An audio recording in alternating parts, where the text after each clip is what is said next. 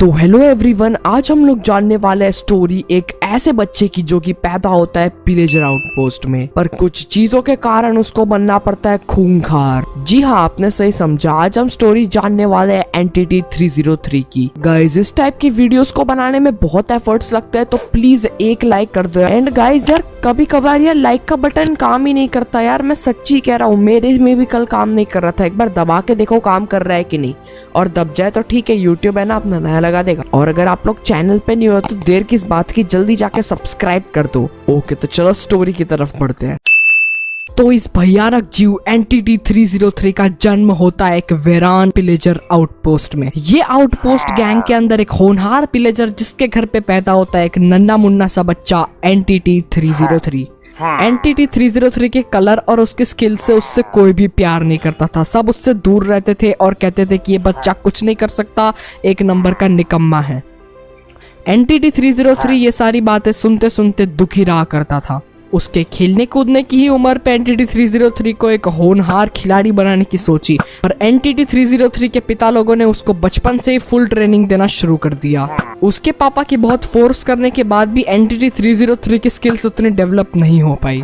जब एंटिटी 303 अपनी ट्रेनिंग खत्म करके अपने घर की तरफ जा रहा था, तब वो अपने पापा की कुछ बातें सुनता है कि अरे भाई यार, कुछ पैसों का जुगाड़ हो सके तो दे दे यार मेरे बेटे के लिए, मेरे को कुछ खिलौने खरीदने यार, वो हमेशा दुखी रहता है। कोई पैसे नहीं है मेरे पास, हट जाए यहाँ से। तो ये बातें सुनकर एंटिटी 303 को पता लगता है कि उसके पापा उसका कितना ख्याल रखते हैं, और उसके खिलौने के लिए वो उधार के पैसे भी मांगते हैं। पर उनके पैसे का जुगाड़ ना होते हुए एंटिटी 303 को बहुत बुरा लगता है कि यार वो अपने पापा के लिए कुछ भी नहीं कर पा रहा।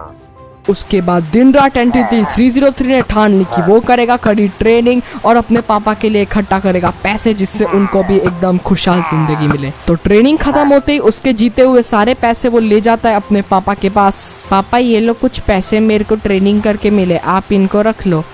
अरे बेटा नहीं चाहिए, तू रख, इससे जो खाना हो खा लेना। नहीं पापा, आप इन पैसों को रखो, आपको ज्यादा जरूरत है।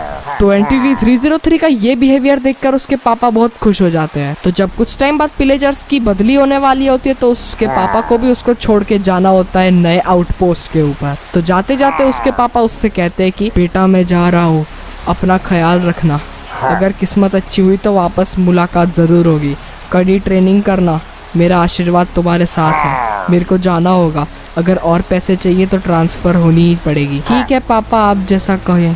तो एंटिटी अपने पापा को हाँ में हाँ तो मिला देता है, पर अंदर ही अंदर बहुत ही ज्यादा दुखी हो जाता है। तो पूरे 25 साल बीत जाते हैं, पर एंटिटी को अपने पापा की कोई भी खबर नहीं मिलती, और वो जब देखो तब दिन रात इस आउटपोस्ट की निगरानी करता रहता है, यही होप में कि उसके पापा एक दिन उसको जरूर मिलेंगे। और जो नए पिलेजर्स आए थे वो एंटिटी की उसकी ये सूरत देख के उससे दूर रहा करते थे और कहते थे कि अरे ये कौन सा बवासीर लड़का है, दूर रहो इससे। तो एंटिटी ये सब चीजों के कारण बहुत ही ज्यादा डिप्रेस्ड रहता था। तो एक रात के दिन एंटिटी 303 अपने चेस्ट के पास जाता है और उसको खोलता है और देखता है अब तक कि उसने कितने पैसे कमाए। तो जितने भी पैसे होते हैं वो उसको फटाफट से ले लेता है, और बाकी सारे पिलेजर्स का सामान भी वो चोरी छुपे चोरी कर लेता है। तो उसको वहां से जितनी भी लूट मिलती है, वहां से वो उन सब लूट से अपने टूल्स वगैरह बनाता है। तो कुछ दिनों बाद एंटिटी अपनी ट्रेनिंग खत्म करके वापस घर लौट ही रहा होता है, तब उसको अंदर जाते वक्त एक चेस्ट दिखती है जिसके अंदर आया हुआ था एक लेटर। और वो फटाफट से उस लेटर को पढ़ता है, तो वहां पे लिखा था कि जो भी लोगों का ट्रांसफर हुआ था वो लोग अनफॉर्चुनेटली शहीद हो गए। तो ये पढ़कर एंटिटी 303 कुछ ज्यादा ही शॉक में आ जाता है, और इस खबर को पढ़ते ही बहुत ही ज्यादा दुखी हो जाता है एंटिटी 303, क्योंकि उसको पता चल गया था कि उसके पिताजी भी अब शहीद हो चुके हैं। बेचारे एंटिटी 303 ने अपने 5 साल की उम्र में अपने पापा को आखिरी बार देख लिया, उसके बाद वो अपने पापा को कभी नहीं देख पाया। और ये लेटर के बाद सब पिलेजर्स ने उसको कहा कि तेरे पापा तो शहीद हो गए, एक नंबर के नूब प्लेयर थे वो उनसे अच्छी निगरानी तो मैं कर लेता हूँ। तो एंटिटी 303 की बुराई करके वो लोगों ने उसको वहां से निकाल दिया। तो अब एंटिटी 303 एक भटकता हुआ इंसान बन गया जो हर जगह रात। अब एंटिटी के पास ना ही रहने के लिए कोई जगह, ना ही कमाने के लिए कोई पैसों का सोर्स बचा था। तो दिन हो या रात एंटिटी 303 अब हर जगह भटकता रहता। वो अपनी जिंदगी से इतना ज्यादा दुखी हो चुका था कि उसका मन किया कि सुसाइड कर लूं। तो हीरोब्राइन को ऐसे ही दिन रात भटकते भटकते मिलती है एक चुड़ैल और वह बोलती है कि तुम तो बड़े अच्छे किस्म के लग रहे हो, मेरे पीछे आओ। आप कौन हो? बेटा बस मेरे पीछे आओ, सब बताऊंगी।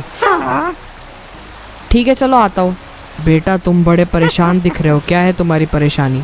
आप जो भी हो, देखो आपको मैं नहीं जानता पर मेरे पिताजी शहीद हो गए एक रेड के अंदर। ये तो बहुत बुरा हुआ बेटा। हाँ, उस वक्त से मेरे पास रहने के लिए कोई घर नहीं और खाने पीने के लिए कोई पैसे नहीं है। तुम बड़े होशियार लगते हो, काम करोगे मेरा? अच्छा क्या काम है बताओ। वो विलेजर्स के साथ तो मेरी भी तगड़ी दुश्मनी है। मैं तुम्हें कुछ पावर्स देती हूँ पर उस पावर्स का तुम्हें सही उपयोग करना है और उनको मार गिनाना है। कैसी पावर्स? वो पावर्स का अगर गलत इस्तेमाल किया तो हमेशा हमेशा के लिए मार डालूंगी तुझे। तेरे ऊपर ट्रस्ट कर रही हूँ, तू ईमानदार लगता है इसलिए तेरे ऊपर ट्रस्ट कर रही हूँ। अगर मेरी पावर्स का गलत इस्तेमाल किया तो देख ले तेरा क्या हाल करूंगी। चल दिए तुझे पावर्स। तो उस वक्त के पास आ चुकी थी कुछ अद्भुत शक्ति जिसको उसने हासिल किया था विच के द्वारा। इन शक्तियों का क्या करता है वो विच को कोई भी आइडिया नहीं था। विच को लगता था उसने हीरोब्राइन पे ट्रस्ट करके एकदम सही किया है, पर हीरोब्राइन को एक बार पावर देना यानी कि दुनिया की सबसे बड़ी गलती कर दी थी विच ने। एंटिटी को पावर मिलते ही उसने सबसे पहले विच को अपना शिकार बनाया। सबसे पहले विच को ही मारकर वो सारी पावर्स का किंग बन गया, क्योंकि इस पावर को हासिल करने के बाद हीरोब्राइन का अब सपना बन चुका था पूरी दुनिया पर राज करना और इसको कायम करने के लिए उसके पास सारी शक्तियां मौजूद। चल गया अपने सफर के लिए और गया हर एक विलेज पे सबको खत्म करने।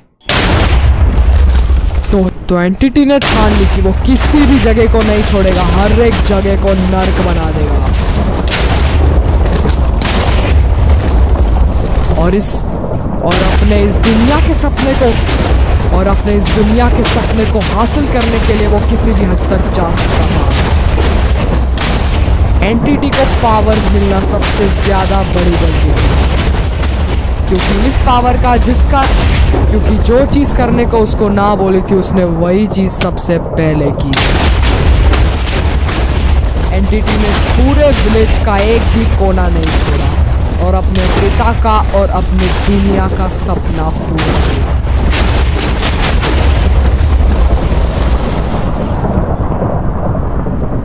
वो अभी इस पूरे माइनक्राफ्ट दुनिया का गॉड बन चुका है। को रोकने के लिए अभी एक डार्क वर्ल्ड से आया हुआ एंटिटी बाकी था। गेस करो उस एंटिटी का नाम कमेंट बॉक्स में। एंटिटी 303 को लगता था कि सबसे पावरफुल आदमी माइनक्राफ्ट का जो भी है अभी तक वो ही है। तो एंटिटी की गलतफहमी दूर करने के लिए पैदा होने वाला है डायरेक्ट डायमेंशन में एक बहुत ही ज्यादा खतरनाक एंटिटी।